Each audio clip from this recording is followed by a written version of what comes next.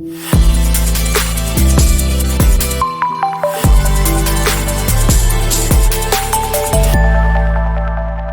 vamos lá, para aplicar o Kaizen, eu quero que você anote aí na sua agenda, no seu caderno, no seu material, pelo menos 5 pontos onde você enxerga dentro da sua equipe ou dentro da recepção, da onde você está no seu trabalho, que você enxergue oportunidades de mudança. Então pode ser melhorar a nossa energia, a nossa comunicação, pode ser melhorar o engajamento, o envolvimento, melhorar a questão de sorrir para as pessoas, de falar com as pessoas. Enfim, então você constrói, coloca aí 5 pontos que você enxerga que pode ser mudado, que pode ser melhorado, que pode ser aperfeiçoado de uma forma constante, ok? E aí eu peço para você fazer o seguinte: enquanto eu for construindo esse processo no Kaizen, faça o mesmo com esses pontos que você tem aí para resolver, para melhorar essas oportunidades que você escreveu aí, que vão te ajudar a colocar isso em prática o quanto antes na sua equipe, beleza? Então vamos fazer o seguinte, dentro dos meus 10 pontos aqui, eu vou trabalhar eu entendi que eu tenho uma oportunidade de mudança no engajamento da minha equipe.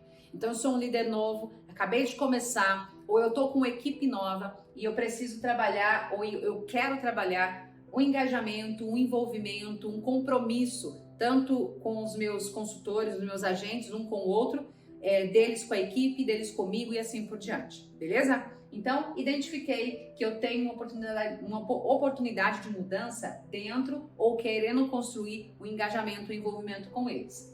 O próximo passo é planejar como é que vai ser isso, como que eu vou construir isso, como que eu vou envolver esses agentes, esses consultores de uma forma mais unida, mais colaborativa. A primeira coisa, então, anota aí que a gente vai fazendo essas sugestões e aí você pode colocar isso para funcionar o mais rápido possível, tá?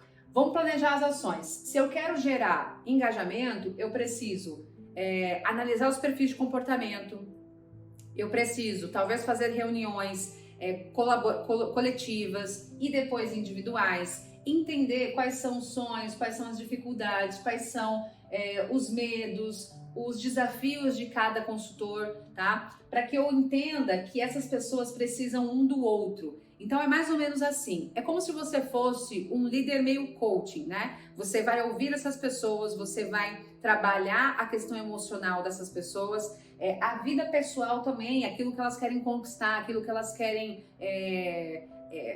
chegar na sua vida, né? Crescer na sua vida, acrescentar na sua vida. Então, justamente o que a gente vai fazer, eu vou planejar tudo isso, eu vou entender o que eles querem, o que eles precisam e como que a gente pode, de forma colaborativa, eu e eles entre eles, se ajudarem para que a gente tenha mais essa unidade, essa aproximação, ok? Então, eu fiz isso, planejei as ações, vou fazer reunião com todos eles, vou fazer reuniões individuais, para conversar, para entender quais são os pontos de evolução que eles querem ter. Vou identificar quem que pode um ajudar o outro, vou identificar quem que pode trabalhar junto um com o outro, mensagens de motivação, vou fazer uma reunião semanal que possa trabalhar essa questão do engajamento, da união, da unidade, do colaborativo e assim por diante. Ou eu vou fazer tarefas, ou eu vou fazer alguma atividade dentro do meu mês que possa usar essa questão do colaborar entre eles, entre a equipe. Sugestão, e uma coisa que eu já fiz numa equipe, deu muito certo, ao invés da gente trabalhar o comissionamento da renovação individual, como a gente faz com as matrículas, então a gente pode fazer da renovação em forma coletiva. Por exemplo, dentro do processo de matrícula, de contratos e de venda, a gente tem a comissão individual. Então, ele tem lá a meta para bater, individual e coletiva, só que depende somente dele, basicamente, o esforço dele para conseguir conquistar os contratos e as matrículas novas, tá? Na renovação, ao invés de você fazer individual ou por carteira, você pode fazer isso de forma todo mundo junto. Então eu vou pegar a lista de vencimentos do mês e todo mundo vai trabalhar a mesma lista. Então, por exemplo, eu tenho a Maria, o João e a Joana. Maria, João e Joana são consultores meus, são agentes meus. Então eu peguei minha lista de vencimentos desse mês, são 100 nomes. Eu não preciso dividir os 100 para 3. Eu vou fazer os 100, todo mundo fazendo um contato, todo mundo tratando bem esses clientes, todo mundo comunicando os clientes do vencimento, todo mundo cooperando para que aquele cliente ele seja bem atendido, para que aquele cliente renove com a gente. Então a gente se envolve dentro do processo para trazer a solução em conjunto, beleza? Então é basicamente isso, eu vou planejar, eu vou construir uma estratégia para depois a gente fazer então uma abordagem, para depois a gente comunicar essa informação para eles, ok? Então, repetindo, a gente pode pegar os 3 consultores, ao invés de fazer de forma individual a renovação, tá? Eu posso fazer ela de forma coletiva. Então, eu faço eles cooperarem entre eles para que a gente consiga chegar no faturamento ou numa bonificação todos juntos. Aí você pode falar, poxa, Raíza, mas aí é complicado porque o consultor ele quer ganhar o dinheiro dele, né? E eu tenho um consultor que é muito diretivo, é um cara que gosta de competir, ele quer a grana dele. E tem um consultor que é muito sossegadão, então ele pode ser que ele não trabalhe tanto quanto os outros. É óbvio que isso pode acontecer? Sim, se você conhece a sua equipe, você já está analisando, sabendo se isso vai ser fácil de fazer ou não. Entenda que eu estou dando uma sugestão, é um exemplo, tá? Eu fiz em uma das minhas equipes, deu muito certo, porque eu trabalho essa união, essa questão colaborativa deles. Se falta engajamento, se falta envolvimento, se falta compromisso com a equipe, você pode experimentar. Tudo que é de efeito individual para uma equipe que não tem engajamento e compromisso, se torna isso muito mais forte. Agora, se você tem essa falta e você quer gerar o compromisso, a questão do engajamento, a questão do envolvimento entre eles, você pode colocar atividades que sejam colaborativas, que sejam participativas entre eles, ok? Agora a gente vai para o ponto 3, que é a abordagem assertiva. É muito legal porque dentro da psicologia existem 3 tipos de comunicação. A primeira delas é a agressiva, tá? Eu vou explicar todas elas. A segunda é a passiva e a terceira é a assertiva. Não necessariamente nessa ordem. Mas para a gente entender, existem 3 tipos de formas de se comunicar, de maneiras de você expressar, seja ela por expressão não verbal, ou seja, mãos, rosto, expressão da face, ou por palavras, né? Mais diretas, mais altas, mais baixas, mais calmas, mais agressivas. Tá? Então esses 3 tipos de formas de se comunicar fazem muita diferença quando você está numa reunião, quando você está preparando um time, quando você está construindo essa transformação, essa mudança na tua equipe. Olha só, comunicação agressiva, de que forma que é isso? Geralmente eu chego com a solução e eu jogo isso para a equipe de uma forma muito prática, muito rápida e de certa forma agressiva, né? Pode ser que você não tenha tido a intenção de ser tão duro, tão agressivo, mas quem ouviu pode ter sentido essa agressividade, essa dureza nas palavras. Então toma cuidado. Toda vez que eu vou transformar ou fazer uma mudança, eu preciso comunicar de uma forma que a minha equipe receba isso e ela se transforme, ela entenda que essa causa vale a pena trabalhar, essa causa vale a pena se engajar. E não uma coisa de tem que fazer, vamos fazer, é agora que tem que fazer. Se você faz isso, entende que você vai ter pessoas jogando contra, pessoas que não vão vestir a camisa para jogar com o teu jogo, beleza? Então cuidado com a forma agressiva de se expressar. O ponto 2 é a passiva. Eu sei que tem um problema, eu entendi a solução, eu preparei um monte de coisa, mas eu não sei falar, eu não sei me comunicar. Eu tenho medo do meu consultor fazer cara feia, eu tenho medo das pessoas reagirem mal, então eu não falo, eu não consigo fazer toda essa mudança através das palavras, eu não consigo me comunicar de uma forma que eles entendam e que eles se engajem, que eles se envolvam dentro daquilo que eu criei. Então, entende que são 2 extremos? Falar muito forte e falar muito devagar ou muito fraco, sem energia, sem liderança, são problemas muito sérios, tá? E aí eu tenho a terceira, que é a abordagem assertiva, ou seja, eu tenho um equilíbrio entre as palavras, entre a expressão. Eu entendo que a minha comunicação ela tem que ser sábia, ela tem que ter inteligência emocional, tanto minha quanto as pessoas que estão ouvindo, ou seja, eu vou equilibrar o ambiente ali. tá? Quando você fala que vai fazer uma mudança, uma transformação dentro de algo que já existe, você precisa saber comunicar isso. Como é que vai ser? De que forma que vai ser? Como que você vai analisar? Como é que você vai preparar essas pessoas para que essa informação, para que essa mudança seja realizada? Beleza? Então é extremamente importante você saber usar as palavras, você saber se comunicar. Eu coloquei aqui um termo que também é japonês, que é o Gemba, né? E o que significa isso? É muito legal, anota aí que vale muito a pena. Onde as coisas acontecem. Gemba é onde as coisas acontecem. Então, a comunicação, ela vai fazer todo o sentido para as pessoas que estão te ouvindo, vai fazer todo o sentido dessa mudança que você pensou, estruturou e comunicou à tua equipe, beleza? Então, usa o Gemba, faça com que as coisas aconteçam, faça com que as pessoas entendam a causa, a informação, para que isso seja uma transformação dentro da tua liderança. Show? No próximo ponto, a gente faz as mudanças, ou seja, é acontecer. Eu penso, entendo, planejo, comunico e eu faço. Eu tenho que realizar. É atitude. Não faz sentido nenhum um líder como você, um líder FDP, que pensa, estrutura, analisa, cria e não põe em prática. Não faz nenhum sentido.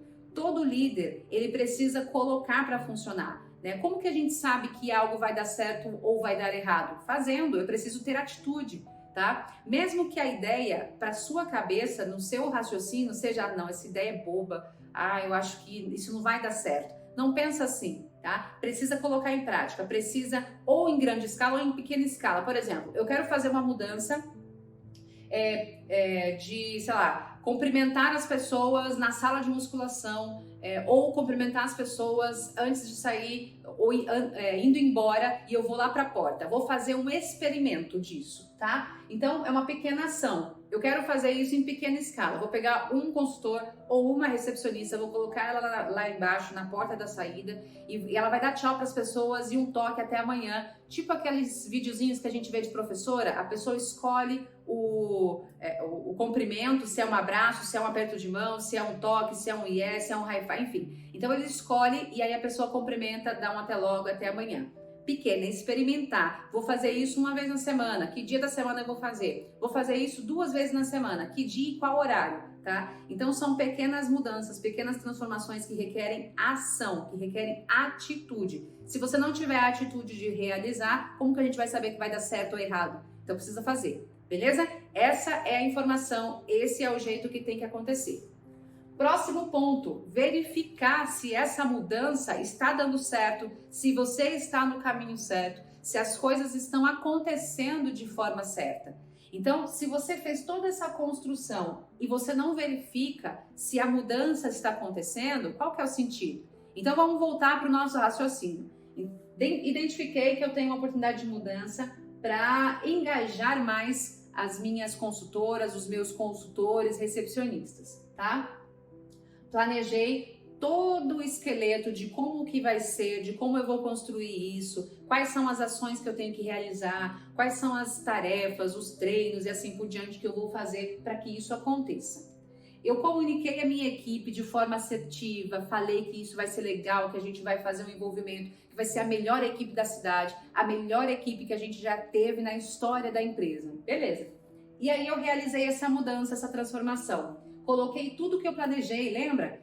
Fazer a divisão, não fazer mais a divisão de renovação, todo mundo vai fazer junto, para a gente trabalhar junto essas pessoas, esses clientes, engajar. Então a gente vai transformar essa equipe numa equipe mais unida, mais homogênea, mais envolvida dentro do processo todo, tá? E aí eu venho então para verificar se tudo que eu fiz, se tudo que eu pensei está acontecendo. Será que eles estão trabalhando juntos mesmo? Será que eles estão realizando as tarefas para trabalhar essa união, essa colaboração ou não? Ou eles estão fingindo, ou eles estão roubando contratos, ou eles estão fazendo da forma antiga. Então é importante, depois que você faz a construção, você verifique, você acompanhe, você analise, porque senão todo o esquema, todo o processo de mudança e transformação, quando você chegar para fazer a documentação disso, não vai fazer sentido. Teve falha no meio do processo, eu não identifiquei e aí ele morre toda essa construção incrível que você poderia ter, tá bom? Então, lembre-se de verificar toda vez que você aplica uma mudança, toda vez que você transforma alguma coisa, você verifica para que isso dê continuidade ou precisa ser corrigido de alguma forma,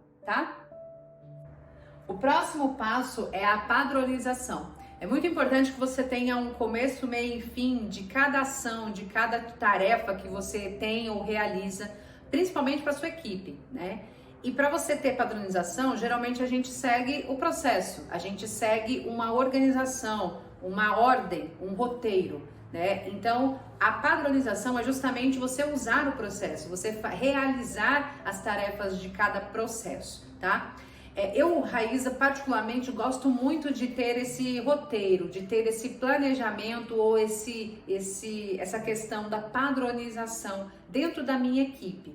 Funciona muito bem porque quando você tem padronização, você consegue medir, você consegue entender aonde que está o erro, ir lá e corrigir. Você não fica caçando, ai meu Deus, aonde que está esse problema? Não, você sabe que ele existe ali, é pontual. Então é importante você fazer esse padrão acontecer, esse equilíbrio acontecer, para você não sentir ou você não ouvir uma frase que eu odiava ouvir, que era a seguinte: nossa, quando você não está aqui, as coisas não funcionam. Quando você não está aqui, as coisas não acontecem. Quando você não está aqui, o seu consultor não sorri, não atende e não realiza tudo que ele tem que realizar. Isso é horrível para um líder, né? O nosso sonho ali como líder é quando você não está na academia, você está na tua casa, você está no seu trabalho, estudando, sei lá o que, treinando, você sabe que todas as tarefas, que tudo aquilo que eles deveriam fazer, eles estão fazendo, eles estão realizando, independente da sua presença física estar naquele momento. Então, o padrão, ele te permite ter essa sensação de planejamento, de organização, de processo sendo realizado e acontecido. Pra gente não ouvir frases como essas de que de manhã é diferente porque você tá. À noite que você não tá aqui, você não faz ideia do que as coisas acontecem. Então, para evitar, padroniza e lembra de fazer todo o controle, de mensurar, de verificar e assim por diante, ok? O próximo ponto, e tão importante quanto, é celebrar as conquistas, independente delas serem grandes, como uma meta de faturamento, ou pequenas, como um consultor que conseguir fazer a sua primeira venda, por exemplo. Então é importante que a gente tenha momentos de celebração. Não vai, pelo amor de Deus, não vai para aquele caminho de que não fez mais que a obrigação.